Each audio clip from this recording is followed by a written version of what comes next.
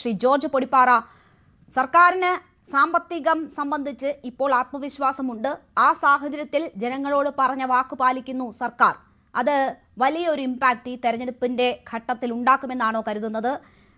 തെരഞ്ഞെടുപ്പ് ലക്ഷ്യം വെച്ചാണ് പ്രഖ്യാപനങ്ങൾ എന്നറിയാം.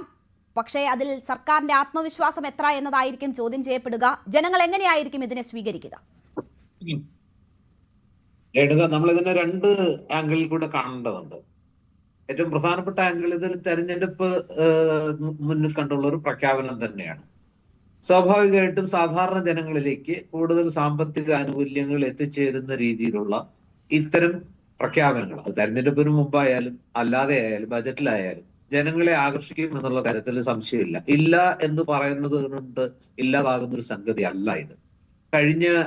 കഴിഞ്ഞ നിയമസഭാ തെരഞ്ഞെടുപ്പിലും ആ കോവിഡ് കാലഘട്ടത്തിലെ നമ്മൾ കണ്ട കാര്യങ്ങളാണിത്. കിറ്റ് കിട്ടിയതിന്റെ പേരിൽ അന്ന് ജനങ്ങൾ ഏത് രീതിയിലാണ് പ്രതികരിച്ചത് എന്നൊക്കെ നമ്മൾ കണ്ടതാണ്.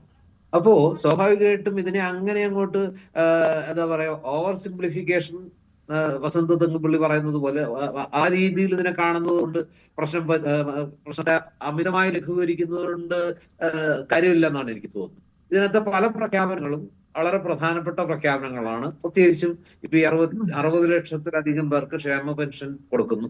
അത് 1600 നിന്ന് 2000 ഉയർത്തുമ്പോൾ സ്വാഭാവികമായിട്ടും ഓരോ അത്തരം വ്യക്തിക്കും ഇപ്പൊ പെൻഷൻ വാങ്ങിക്കൊണ്ടിരിക്കുന്ന ഓരോ വ്യക്തിക്കും പ്രതിമാസം 400 രൂപയുടെ വർധനവാണ് കിട്ടുന്നത്. അതായത് പ്രതിദിനം ഏതാണ്ട് 13 രൂപയുടെ വർധനവ് അവർക്ക് കിട്ടുന്നു. അവരെ സംബന്ധിച്ചിടത്തോളം ആ പെൻഷൻ ഗുണഭോക്താക്കൾ എന്ന് പറയുന്നത് സമൂഹത്തിന്റെ ഏറ്റവും താഴെത്തട്ടിലുള്ള അല്ലെങ്കിൽ ഏറ്റവും ബുദ്ധിമുട്ട് അനുഭവിക്കുന്ന മനുഷ്യരാണ്. അവർക്ക് സ്വാഭാവികമായിട്ടും ആ പെൻഷൻ വർധന അവരെ സഹായിക്കും. ഇപ്പൊ സ്ത്രീകൾക്ക് വേണ്ടിയുള്ള പ്രതിമാസം ഈ പെൻഷൻ ഒന്നും കിട്ടാത്ത സ്ത്രീകൾക്ക് 1000 രൂപ പ്രതിമാസം കൊടുക്കും എന്ന് പറയുന്ന പ്രഖ്യാപനവും വലിയ രീതിയിൽ തന്നെ ഈ ആളുകളെ ആകർഷിക്കുന്ന, പ്രത്യേകിച്ച് സ്ത്രീകളെ ആകർഷിക്കുന്ന പ്രഖ്യാപനമാണ്. ഇങ്ങനെ കുറെ കാര്യങ്ങള്. പക്ഷെ റബ്ബറിന്റെ താങ്ങ് വില 200 രൂപയാക്കും എന്നൊക്കെ പറയുന്നത് നേരത്തെ തന്നെ ഇപ്പൊ ഏതാണ്ട് മാറി വില ഏതാണ്ട് 200-ന്റെ ചില സമയത്തൊക്കെ 200-ന് പുറത്ത് വന്നുകൊണ്ടിരിക്കുന്ന ഒരു ഘട്ടത്തില് 170-ൽ നിന്ന് അല്ലെങ്കിൽ 180-ൽ നിന്ന് 200 ആക്കുന്നത് വലിയ കയ്യടി കിട്ടുകയോ അത് വലിയ തോതിൽ ആളുകളെ ആകർഷിക്കുകയോ ചെയ്യുന്ന ഒരു കാര്യമല്ല. അതുപോലെ നെല്ലിന്റെ സംഭരണ വില ഇപ്പോ 28-50 ഉണ്ട്. അത് 30 രൂപയാക്കുന്നത് 1.5 രൂപയുടെ വർധനവാണ്. അത് കഴിഞ്ഞ തവണ കേന്ദ്രം കിട്ടിയപ്പോൾ അത് കൊടുക്കാതെ പിടിച്ചു വെച്ചു എന്ന് വസന്ത് പറഞ്ഞത് സത്യമാണ്. അത് അന്ന് ആ കേന്ദ്രം പ്രഖ്യാപിച്ച ഹൈക്ക് സാധാരണ കർഷകരിലേക്ക് എത്തിക്കാതെ ചെയ്തു.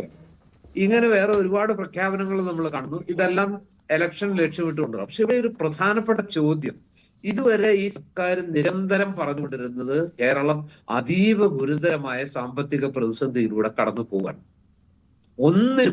ഒന്നിനും പൈസയില്ല. അതായത് രോഗികൾക്ക് സർക്കാർ ആശുപത്രിയിലേക്ക് മരുന്ന് സപ്ലൈ ചെയ്ത ആ സപ്ലൈയേഴ്സിന് പണം കൊടുക്കാൻ കുടിശ്ശിക 100 കണക്കിന് കോടിയായിട്ട് അവിടേക്കുള്ള മരുന്ന് സപ്ലൈ നിൽക്കും, ഉപകരണങ്ങളുടെ സപ്ലൈ നിൽക്കും. അതുപോലെ തന്നെ സപ്ലൈകോയ്ക്ക് കുടിശ്ശിക ആയിട്ട് വൻതോതിൽ ഇത് കൊടുക്കുന്നവർക്ക് കുടിശ്ശിക തീർക്കാത്തത് കൊണ്ട് 100 കണക്കിന് കോടി കുടിശ്ശിക വരുന്നതുകൊണ്ട് അവിടെ സബ്സിഡി സാധനങ്ങൾ സമയത്ത് കിട്ടാതെ വരുന്നു. ഇങ്ങനെ എല്ലാ അർത്ഥത്തിലും കേന്ദ്രം കേരളത്തെ ശ്വാസം മുട്ടിക്കുന്നു. ഒരു നിലയ്ക്ക് മുന്നോട്ട് പോകാൻ പറ്റാത്ത അത്രയും വലിയ സാമ്പത്തിക ബുദ്ധിമുട്ടിലാണ്, ഞെരുക്കത്തിലാണ്, ശ്വാസം മുട്ടലിലാണെന്ന് പറയുന്ന സർക്കാർ ഈ തെരഞ്ഞെടുപ്പ് വരുന്ന സമയത്ത് എവിടുന്നാണ് ഇത്രയും വലിയ വമ്പൻ ക്ഷേമ പ്രഖ്യാപനങ്ങൾ നടത്തുക? അപ്പൊ ഒന്നുകിൽ ഇതിന് 10,000 കോടി മിനിമം ആകും എന്നതാണ് ധനമന്ത്രി പറയുന്നത്.